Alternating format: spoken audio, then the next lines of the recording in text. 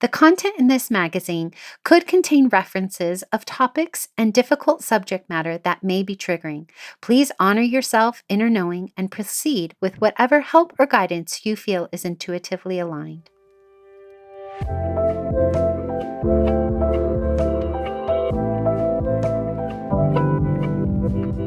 Welcome to Sovereign Magazine Podcast. I'm Nicole George, CEO and founder of Sovereign. I'm so happy you are here.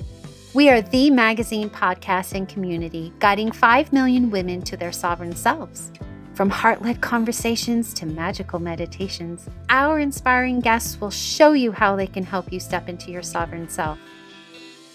Are you ready to listen to your inner voice and step into your power? Then keep listening to hear all of the intuitive messages meant for you today.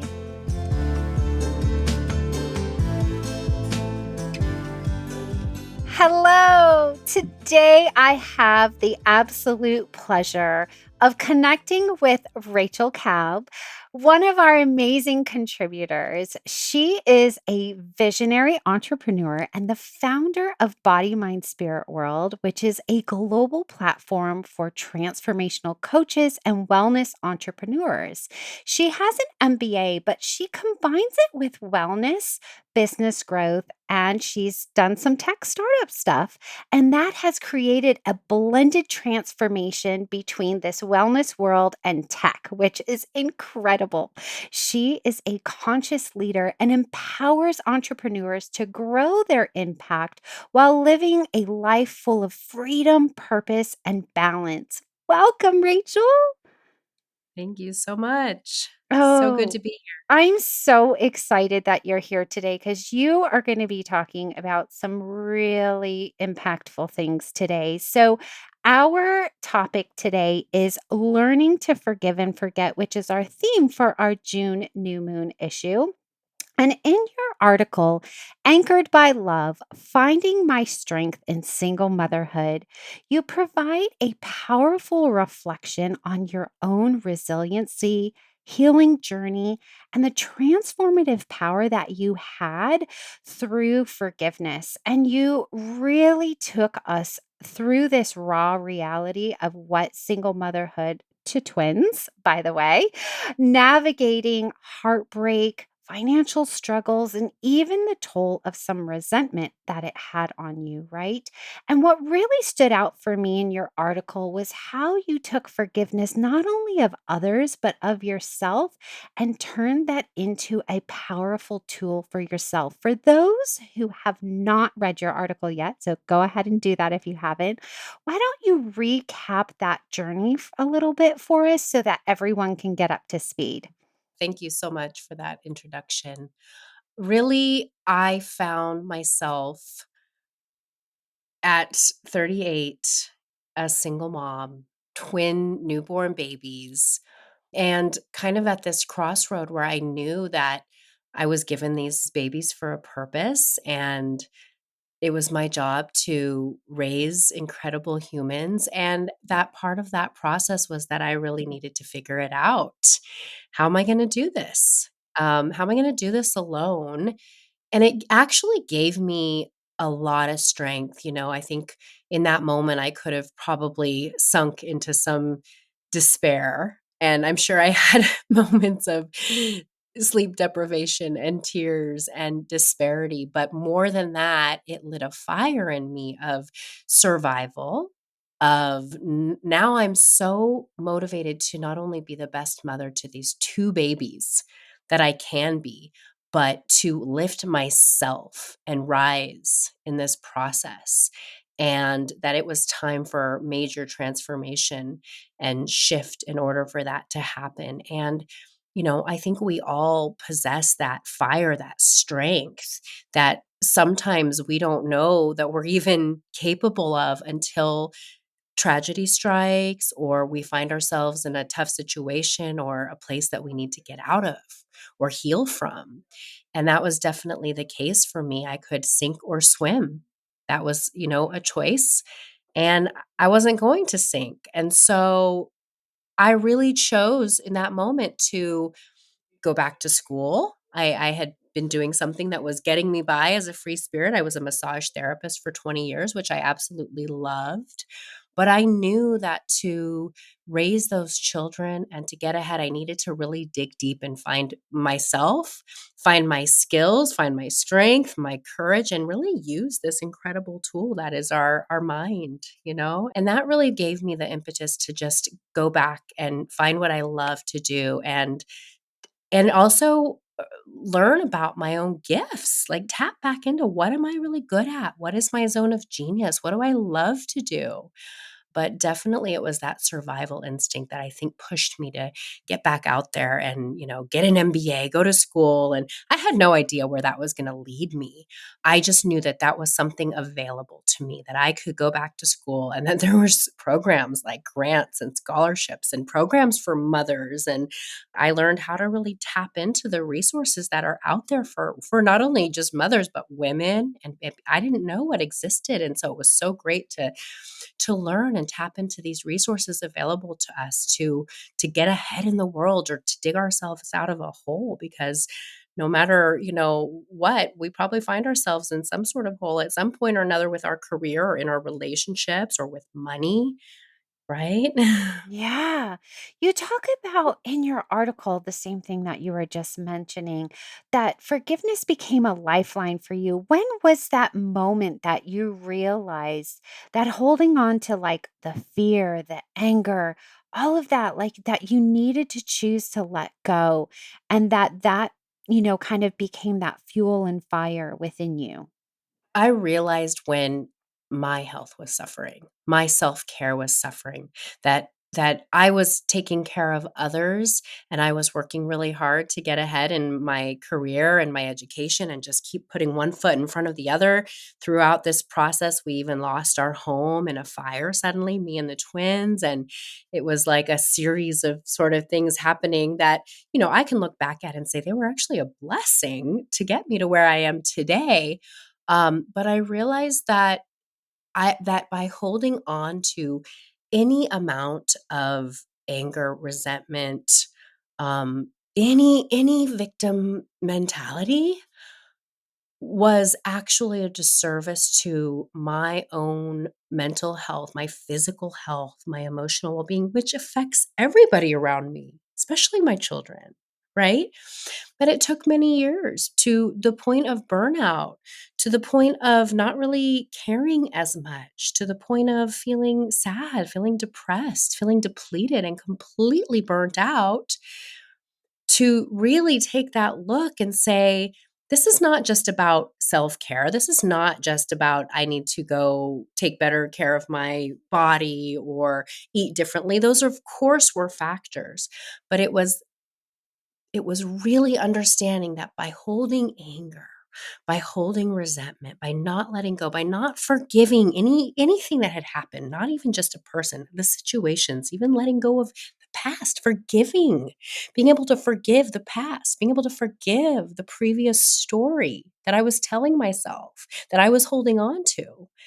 That by holding on to it was holding me back from my full possibility out in the world, my full expression of myself, my full authenticity, and my full ability to be an open channel of reciprocity and receiving what I knew I truly was worthy of, desired, and could have in my life. Mm. Wow, that was so yummy. Thank you so much for reflecting all of that back. Are you ready to be part of the movement of guiding 5 million women to their sovereign selves? Are you a woman who trusts her inner voice and is stepping into her power? Then subscribe to Sovereign Magazine, podcast, and community, where you can become part of our global community because your journey to empowerment starts here.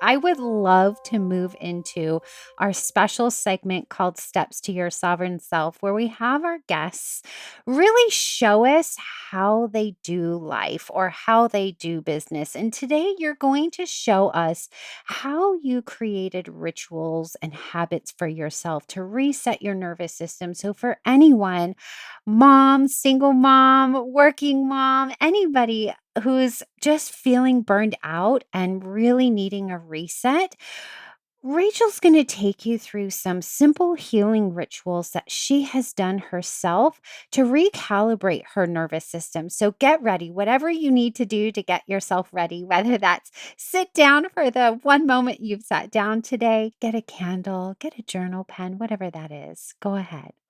Amazing. Yeah, well, just riding the coattails of really being in that place of burnout and not feeling my best and knowing something had to shift in order for me to rise up to the next level. I started taking baby steps because I knew that, you know, going and sitting for an hour and meditating every day and saying I'm going to go to the gym every day and trying to create this laundry list of things, I probably was not going to be consistent. That I would probably it would fizzle out fast. So I started pretty simple. A couple practices. I made it really important to create a morning routine where I made it so intentional to go slow, wake up, make my coffee, like have time and space and spend a little time doing focused breathing. And this doesn't mean you have to do 20 minutes of, intense holographic breathing or any of this kind of thing. It was like, I'm just going to sit and take two or three really slow breaths in, let it out really slow, be really intentional. And that over time, of course, I increased and I tried other breathing and I made focused breathing something important because I saw how immediately that could shift my nervous system. By my nervous system shifting, that gave me the clarity that I needed to get focused. And that focus allowed me to go into a space and a mindset where I knew that anything was possible and I could be much more positive and I could be in a flow state for the day. So, something simple like breathing. I did start doing meditation and I just would pick up an app like Insight Timer, or there's a lot out there, and I would pick a 5-minute morning meditation. Could be really simple. I'm just going to, during this time, I'm having my coffee, an hour in the morning, I'm breathing. I'm going to do a 5 to 10 minute meditation. And then I'm going to do some journaling, whether you pick up a pen and a journal or you use something like ChatGPT where you can get reflection. I would just make it a point to journal. And if I didn't do it every day, that's okay. But if a few days a week I was able to create this morning routine that was really focused on one, time for me, time away from necessarily technology. Even if I used chat gpt to journal, I wasn't like scrolling or distracted. It was such intentional focused time to breathe, to reflect, to journal. That really like did wonders, and I was able to really compound that and expand upon that. So yes, now I can go meditate for longer, go for that hour hike during the day, do a 20-minute breathing session. But I started really simple and really small to create that habit, and I think it's so underrated that we don't have to take a ton of time and we don't have to do so much. We don't have to do it all. We don't have to figure it all out. We can just give ourselves these really simple little bite-sized pieces of going and putting our feet on the grass outside and feeling the wind in our face, or going for a short walk, or just putting our hands on our heart or our hands on our belly and closing our eyes, reconnecting with our womb as women, putting on a piece of music that we love and just taking that moment to do nothing else. Clear the space is it can be really powerful and profound, and like a sacred ceremony, you can make a minute sacred ceremony and that can shift your whole day. Mm. I love the word that you used, bite sized. I actually got some feedback the other day from one of our amazing, loyal podcast listeners. She sent me an email and said, "Thank you for providing bite-sized podcasts that I can listen to and have some takeaways. And I think that this is the lesson that you have given all of our listeners today, that it just takes a moment of being present. And so I love the intentionality, if you will, of you creating space each day to connect back in with yourself and your authenticity. And now our listeners have that gift that you've given them and the permission that you've given them to reclaim time in their day. Because as women, whether or not you're a mother, we are often overloaded and our schedules are overbooked, right?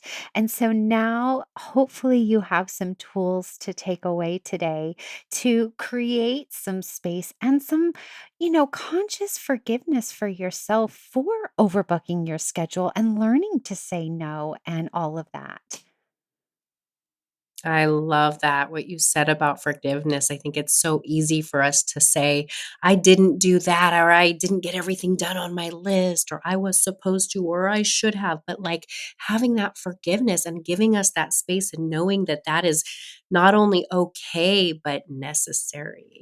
Yes. Ah, I love this. Well, for anyone who wants to connect with Rachel, she's of course in our community at community.sovereign-magazine.com, but you can find all her details in our show notes. Don't forget to read her articles. She's going to be with us for a while, and she has amazing knowledge and wisdom to give each of you. Thank you so much for being on the show today. Well, thank you so much for having me. An honor and a pleasure. All I right. love being part of the sovereign community. Oh, we love that we have you. Much love. Thank you for listening. This is the last episode for this issue. I'll be back again on the full moon with another soul led entrepreneur here to help guide you to your sovereign self. Subscribe to our magazine and podcast and join our global community for all the magic. Details to connect with today's guest or join the movement are in the show notes. If you enjoyed this episode, please leave a review. It helps us reach our goal of guiding 5 million women to self-sovereignty.